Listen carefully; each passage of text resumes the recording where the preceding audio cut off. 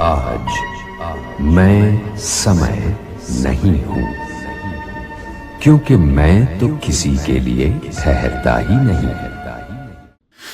महाभारत का युद्ध समाप्त हुए कोई 5000 साल से अधिक का समय व्यतीत हो चुका था। एक दिवस महाराज धृतराष्ट्र स्वर्ग में संजय से मिलने पहुंचे। संजय ने धृतराष्ट्र को देखते ही दोनों हाथ जोड़कर कहा, प्रणाम राजन, आज आप यहाँ कैसे पधारे।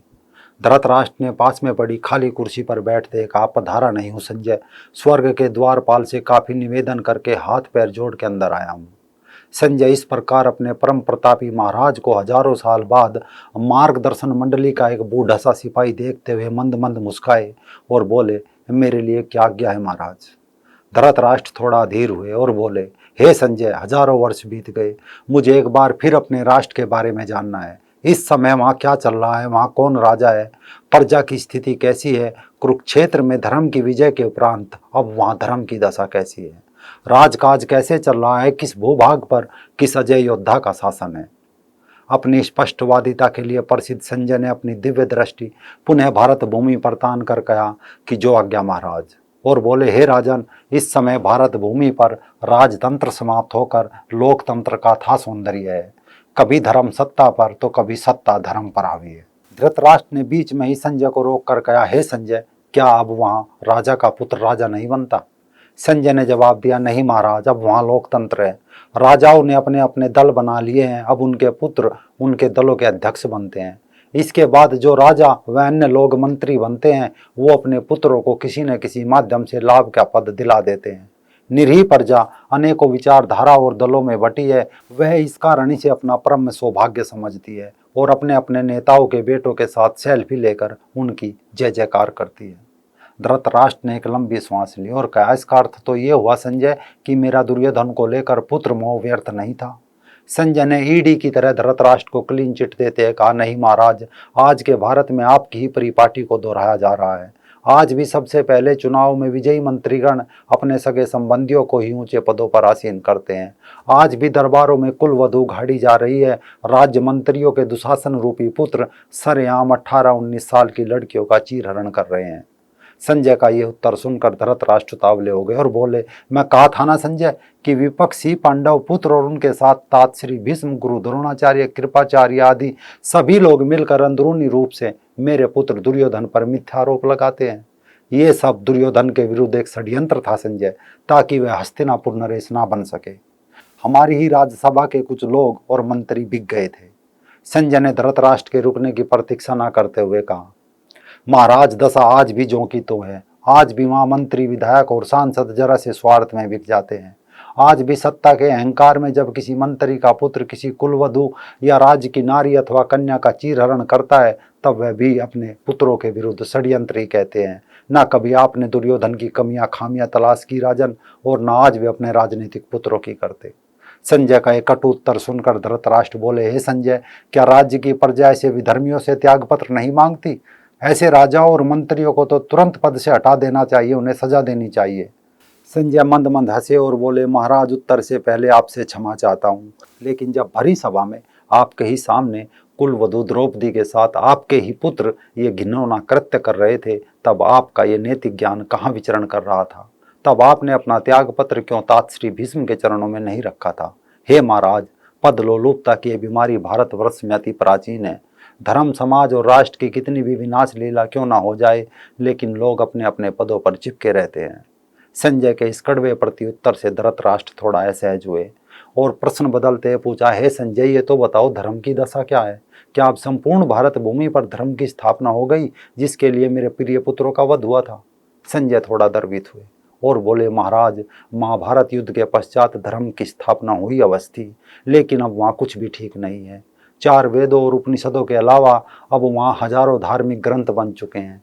पाखंड और अंधविश्वास इस तरह समाज में फैल चुका है कि निरीह प्रजा को अंधविश्वास और पाखंड में भी धर्म दिखाया जा रहा है। धृतराष्ट्र थोड़ा भावुक हुए और बोले, हे संजय, विस्तार पूर्वक बताओ कि इस समय शकुनी के गांधार में किसका शासन है। महाराज को इस तरह भावुक देखकर संजय की भी पलकें भीग गई। बोले, हे राजन, गांधार नाम का कोई राज्य नहीं है, उसका नाम बदलकर अब कंधार और अफगानिस्तान हो चुका है। अब वहाँ तालिबान नाम के किसी राक्षसी संगठन का शासन है। मध्य एशिया से आई एक विचारधारा ने गंधार को खंड खंड कर दिया। अब वहाँ अल्प अवस्था में ही बालिकाओं तथा नारी गरिमा और उनके स्वाभिमान का शरीयत के नाम पर शोषण हो रहा है। कल ही एक शिक्षण संस्थान में 100 से अधिक अल्प अवस्था में के बालक बालिकाओं का वध असुरों द्वारा किया गया।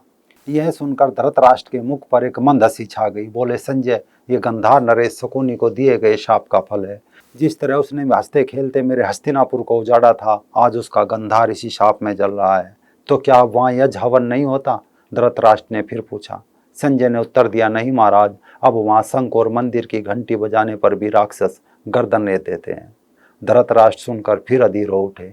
पूछा, हे संजय, गंधार के बगल में आर्यव्रत के एक प्रदेश हरियाणा भी तो था, वहाँ की क्या दशा है? संजय ने अपनी दृष्टि घुमाई, बोले, हे राजन, वैदिक धर्म के पतन के बाद अब वो वीरान बन चुका है। वहाँ भी इसी विचारधारा का शासन है। पिछले कई महीनों से वहाँ की महिलाएं भी दैत्यों, मलेच्छों एवं राक्षसों से अपनी स्वतंत्रता के लिए युद्ध लड़ रही है। धृतराष्ट्र सुनकर आश्चर्य में पड़ गए। बोले, संजय, क्या उनकी शीघ्र मदद को पड़ोसी राज कंबोज से भी कोई नहीं जा सकता? यह सुनकर संजय ने जवाब दिया, नहीं महाराज, अब कंबोज पर भी दैत्य और असुरों का शासन है। अब धृतराष्ट्र ने कहा, मेरे भारतवर्ष को क्या हुआ? संजय ने दर्द भरी दृष्टि महाराज के मुख की ओर मोड़कर उत्तर दिया, यही कारण है महाराज, अब मैं भारत भूमि की ओर देखता भी नहीं। धृतराष्ट्र कुछ पल शांत रहे, फिर पूछा, हे संजय, ये तो बताओ, मगध पर किसका शासन है? जरासंध के बाद अब वहाँ का हाल कैसा है? संजय ने व्याकुल महाराज की दशा देखकर कहा, राजन, पिछले 1 दशक से वहाँ किसी नीतीश कुमार का शासन था, जो उसने लालू नाम के राजा को युद्ध में परास्त करके मगध पर विजय प्राप्त की थी। किंतु अब वहाँ आपसी कलह में उनकी राजगद्दी जाने वाली थी, तो उन्होंने अपने विपक्षी युद्ध में परास्त हुए लालू पुत्र तेजस्वी का समर्थन लेकर पुनः अपनी राजगद्दी संभाल ली। धृतराष्ट्र क्रोधित हुए और बोले, ये प्रजा के साथ अन्याय है संजय, भला विपक्षी के साथ मिलकर शासन कैसे चल सकता है? संजय ने उत्तर देते कहा, महाराज, ये ठीक ऐसे है जैसे पांडवों के मामा मद्र नरेश साल्व ने युद्ध में अपने सगे भांजों को समर्थन न देकर दुर्योधन को समर्थन दे दिया था और कुरुक्षेत्र में आपकी ओर से युद्ध किया था। धृतराष्ट्र ने संजय के कटु सत्य और उसकी विलक्षण स्मरण शक्ति को मन ही मन प्रणाम करते पूछा, हे संजय, जम्बूद्वीप से लेकर दक्षिण में मलाया तक तथा कंबोज, द्वारिका से लेकर अंग प्रदेश और विधेया तक का विस्तार पूर्वक बताओ। संजय ने अनुरोध पूर्वक हाथ जोड़कर कहा, हे राजन, कुछ सत्य ऐसे होते हैं जिन्हें सुनकर मन व्यथित हो जाता है।